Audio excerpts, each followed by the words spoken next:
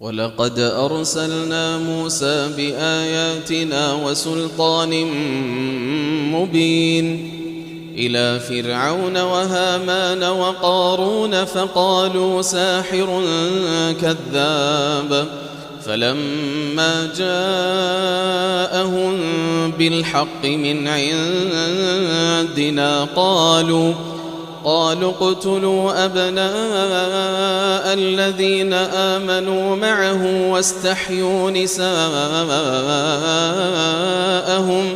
وما كيد الكافرين إلا في ضلال.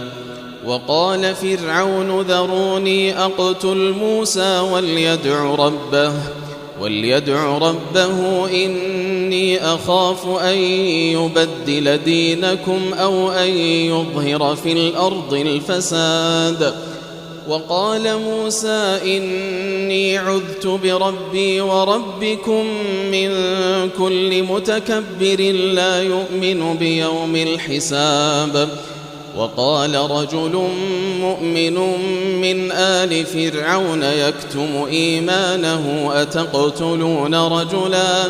أتقتلون رجلا أن يقول ربي الله وقد جاءكم بالبينات من ربكم وإن يك كاذبا فعليه كذبه وإن يك صادقا يصبكم بعض الذي يعدكم إن الله لا يهدي من هو مسرف كذاب.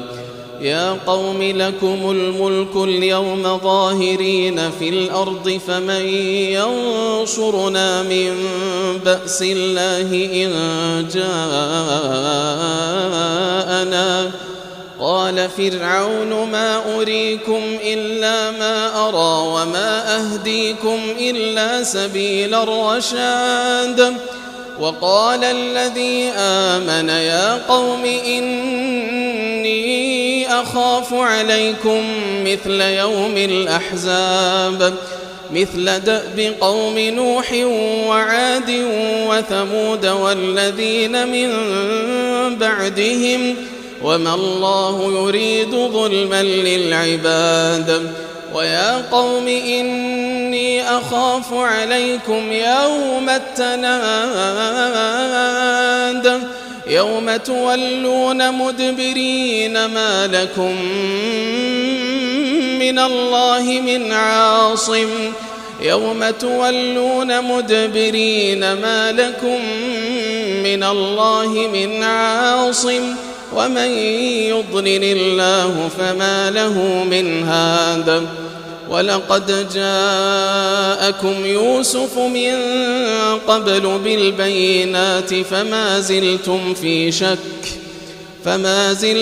في شك مما جاءكم به حتى إذا هلك قلتم لن يبعث الله من بعده رسولا كذلك يضل الله من هو مسرف مرتاب.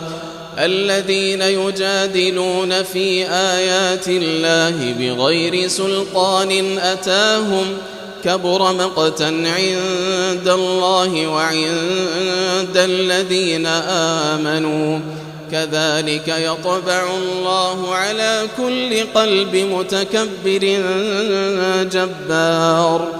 وقال فرعون يا هامان ابن لي صرحا لعلي أبلغ أسباب السماوات فأطلع إلى إله موسى وإني لأظنه كاذبا. وكذلك زين لفرعون سوء عمله وصد عن السبيل وما كيد فرعون إلا في تباب. وقال الذي آمن يا قوم اتبعون أهدكم سبيل الرشاد. وقال الذي آمن يا قوم اتبعون أهدكم سبيل الرشاد. يا قوم إنما هذه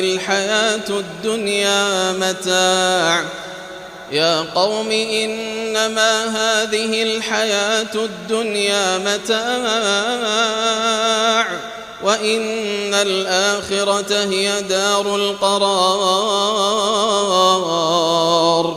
من عمل سيئة فلا يجزى إلا مثلها ومن عمل صالحا من ذكر أو أنثى وهو مؤمن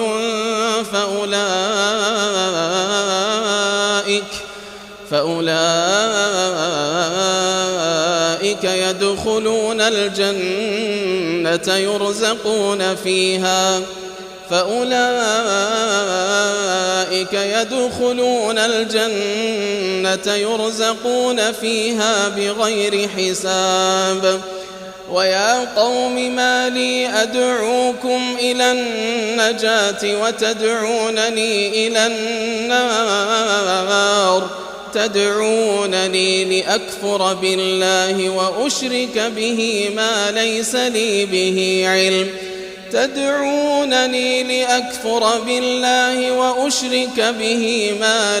لي به علم وأنا أدعوكم إلى العزيز الغفار لا جرم أن ما تدعونني إليه ليس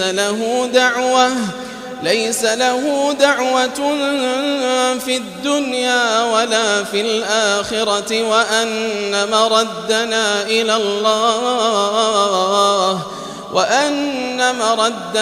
إلى الله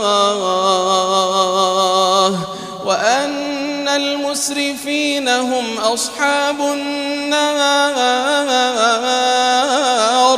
فستذكرون ما أقول لكم وأفوض أمري إلى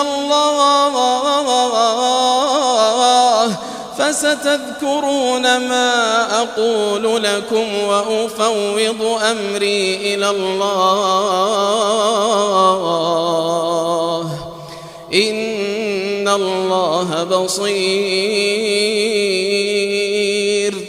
إن الله بصير بالعباد.